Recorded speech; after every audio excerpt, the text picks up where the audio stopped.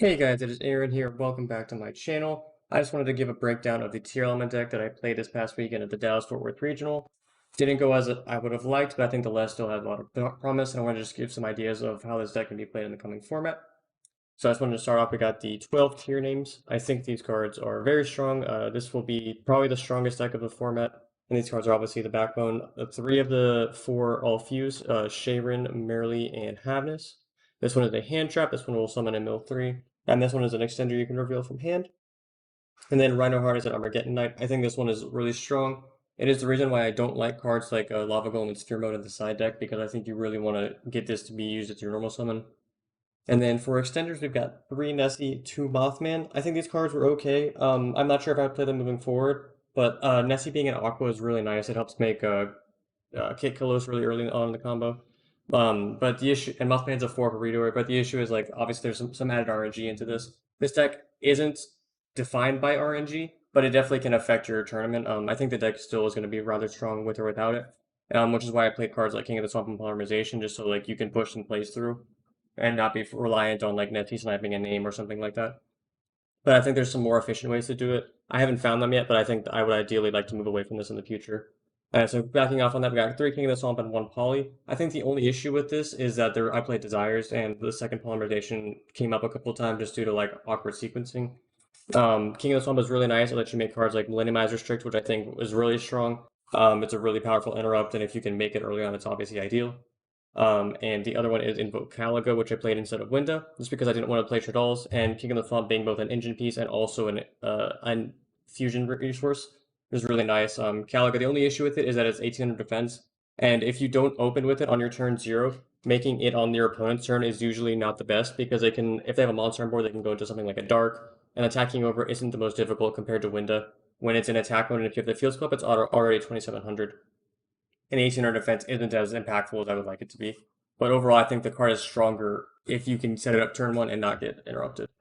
Going off from that, we've got the 3 field spell. This is a Rhoda, and then also a Pop if you shuffle them back through their effects.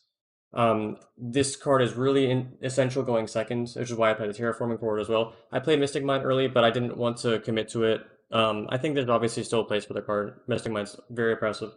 But I figured with a lot of mirror matches and with this card just like being prevalent, me not playing cards like Crow to interact with Galaxy Cyclone or Fusion Substitute, I don't really want to rely on the card. But I think there's obviously going to be a place for Mystic Mind moving forward. So you set the 1 Poly, Instant Fusion, this card's absurd. I think if you're playing Instant Fusion and like the Splight decks, it's like obviously just like really depressing when you see your opponent activate it and summon Kit Close compared to you just summoning like a level 2 tuner. So like this card is obviously back to being very strong for both the Millennium Eyes and the Kit Close, but generally you're going to be summoning the Kit Close. And then 2 Desires. I think this card's really nice. You're playing 3 elves and pretty much everything. The only thing you're not is like some of the traps, and we'll get into that a little bit later as to like what some of the issues with the deck were. But I think just like all the names being at 3, like you're never really too concerned with banishing a specific thing. As long as you're not banishing 3 of a singular name, you can usually sequence everything in a way that makes it beneficial to you. Or not beneficial, like not an issue that you're playing the card. And then we played 1 Meta Noise, 1 Stolik. This one is the more powerful. It is a Book of Moon and sends from deck. So you get to like choose whichever one you're going to send. The issue with it though is that I can get Ash as a result, and that came up a lot. Like it was really a detriment to my tournament experience. This like Solik is the better mill because this one adds a monster from deck when it's milled or set back card effect, and this one adds from graveyard. So Solik is the better mill, and it plays around Ash, which I think makes it slightly better. Despite Meta Nose, I think having a better effect. So yeah, I think I would play more Solik moving forward. I saw some lists playing more on the side, which I think is an option. But yeah, 1 and 1, I think was okay, but in general, I think I played more Solik in the main if I had the option to compared to Meta Noise. And then we have 3 Super Poly, 3 Tactics, 3 Dark Ruler for the non-engine slots. These cards were all really strong. I think Super Poly is going to be a staple of the coming format with Garura and Mud Dragon in the Swamp. These cards are absurd.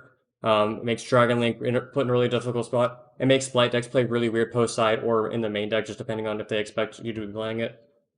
But either way, like the Toad Elf board, like if they don't play into Super Poly, is really difficult, which is why I think you wanted like the Dark Rulers as well. And Tactics was okay.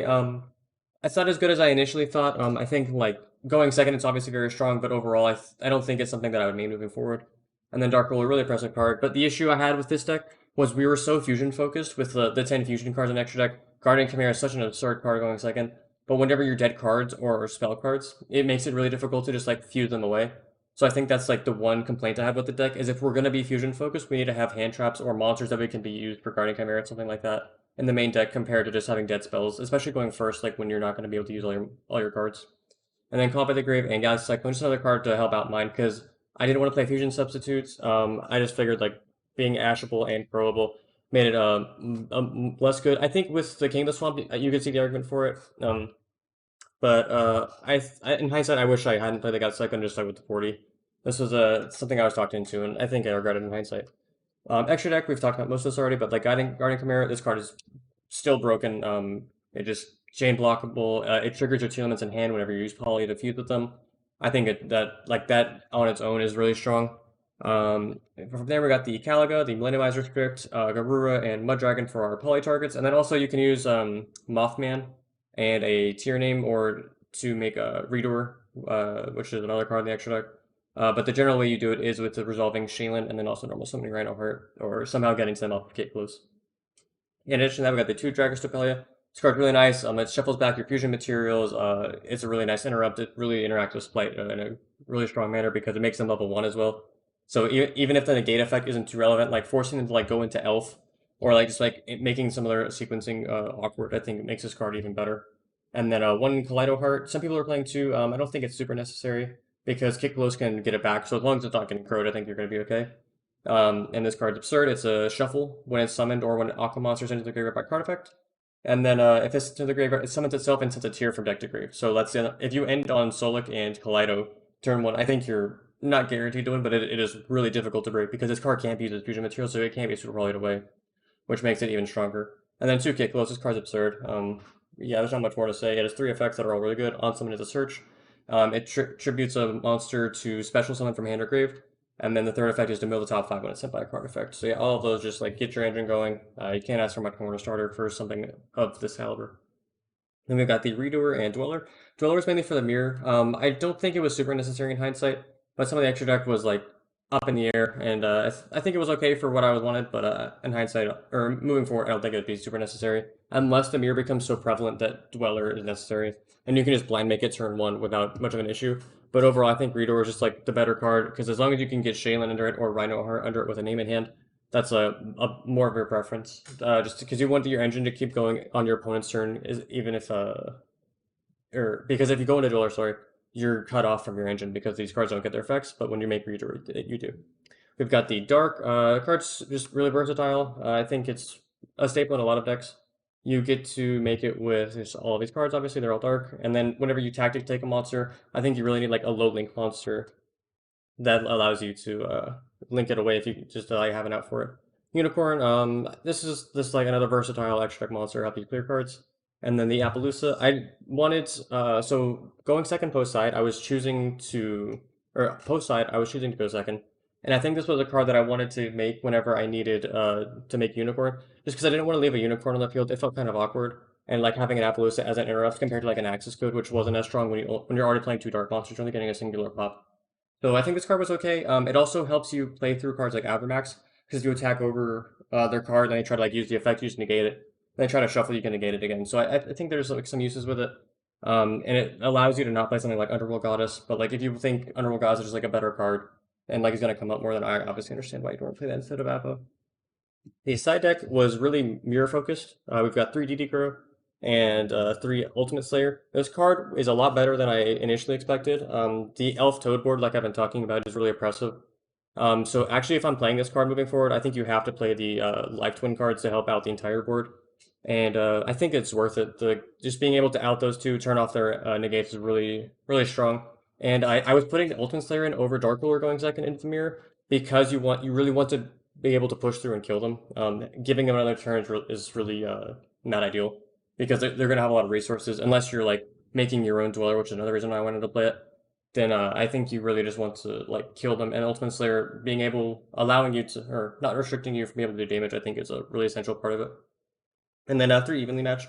This was when I was when I won a game and like expected to go second. That's also like a really strong back row hate card. The only issue with it is the dangers, which is I think another slight issue with the way I built the deck. But in addition to that, we got the Pankratops, Harpies, and Reboot. And then first card was 3 Pointer. In hindsight, I really dislike this card. I was talking to it. I wanted to play something like Judgment or Summon Limit. My main concern was decks that play Brave cards, so I think Judgment may have been slightly better. Summon Limit obviously interacts very poorly with Draco back if like they go for it early to play around your back row. But yeah, a pointer was really poor. The one time I drew two of it, and I almost lost that game. I had to get really lucky off of some mills to play out of it. So this card is not as good as I initially thought. There's maybe some decks where it can make it work, but this isn't really it because I'm not going for like a super big board. I'm trying to just like make a medium board with some back row and just like protect myself and like have some follow up. But I think if you play hand traps, obviously that idea is a little better. And I was playing a lot of blowouts, which I think kind of counteracted what I was trying to do. So yeah, as I was saying, I was choosing to go second post side. I think like this deck just like pushes through cards really efficiently. And also like all of your cards in main that are non-engine are going second cards for the most part outside of Super Poly. Like you really want to resolve tactics like take a card or rip a hand trap and just like push through. And Dark Ruler is obviously only good going second. So whenever I won a game, whenever I lost a game one, I would tell my opponent to go first, as long as they weren't playing a deck that could summon Scythe on me, because that's like the one thing, as you'll see in the Select Track and like main, that I didn't really have too many outs for. So yeah, I think that's a really strong way to play this deck. It's really strong going second, as long as Scythe isn't in the format, and you have the Poly for the Chimera, you've got Super Poly, you've got Slayer.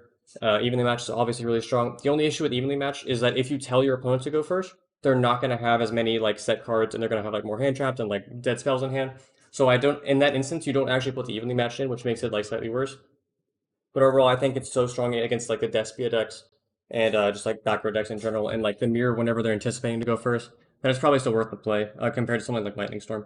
So yeah, that is a breakdown of the deck. I think that it's going to be the best deck moving forward. It's obviously the more difficult deck to play, which is an issue, and it'll take some time to iron out lists.